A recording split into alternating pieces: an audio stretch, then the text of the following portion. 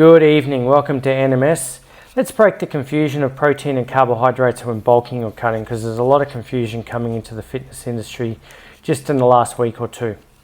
So carbohydrates when bulking. So during a bulking phase when carbohydrates are high, the body does not need to perform gluconeogenesis or the conversion of amino acids to glucose for energy.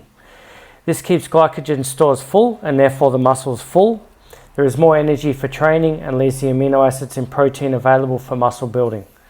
I would say 5+ grams of carbohydrates per kilogram when bulking. Okay, depends on the person, but that's not going to be too bad a figure, especially if you're trying to put on good muscle mass and you're also trying to prevent muscle breakdown and protein breakdown. Carbohydrates when cutting. When we are cutting, we normally reduce consumption of carbohydrates and fats. This leaves an energy and carbohydrate shortage. This means that protein and its glucogenic amino acids may convert to glucose via gluconeogenesis to create more glucose for missing energy, especially because intense exercise requires glucose from glycogen stores. I would not go below 2 to 2.5 grams of carbohydrates during a cutting phase. So what about protein when bulking? Well, during a bulking phase when calories and carbohydrates are in sufficient supply, we don't necessarily need more than around probably 2 to 2.5 grams of protein per kilogram body weight. And this is generally because protein and its constituent amino acids will be used for building as the body is in net anabolism or protein manufacture. Carbohydrates are deemed as a muscle sparing for this reason. Okay, so if you've got enough carbohydrates, you're not going to be breaking down protein or muscle mass to go and create more carbohydrates. So what about protein when cutting? Well, during a cutting phase when calories and carbohydrates are in deficit, the body will perform that gluconeogenesis and convert some amino acids to glucose to make up for the lack of carbohydrates. If calories and carbohydrates are sufficiently low, this can actually lead to muscle loss. At this time, increasing protein to around 3 grams per kilogram may be beneficial to preserve muscle mass.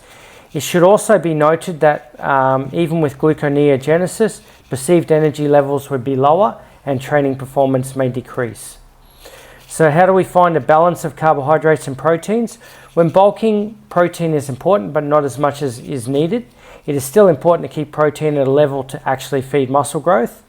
When cutting, protein is needed to maintain, but not to maintain energy levels, but to preserve muscle mass. You shouldn't be reducing carbohydrates extremely either, because that could lead to more, obviously, protein breakdown and therefore muscle loss.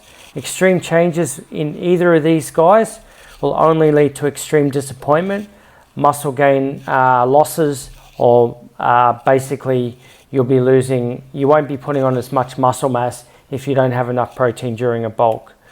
So my thoughts on this is I've seen a recent video of someone discussing the fact that we probably only really need 90 grams of protein. That's obviously going to vary from person to person, but you've also got to keep in mind this, guys. You need a certain amount of muscle mass to build more protein for the muscles, but you also need carbohydrates to give you energy. Try to find a balance of the two. Have enough carbohydrates for energy, have enough protein for muscle growth, and you can't go wrong. Okay, try not to go to extremes of the two.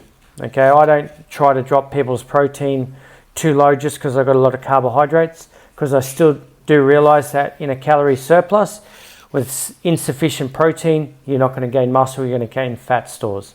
Thanks for listening, guys, and I hope you got something out of this video. Share it to your friends, subscribe to my page, like, comment. Have a good night, and I hope you do achieve your goals.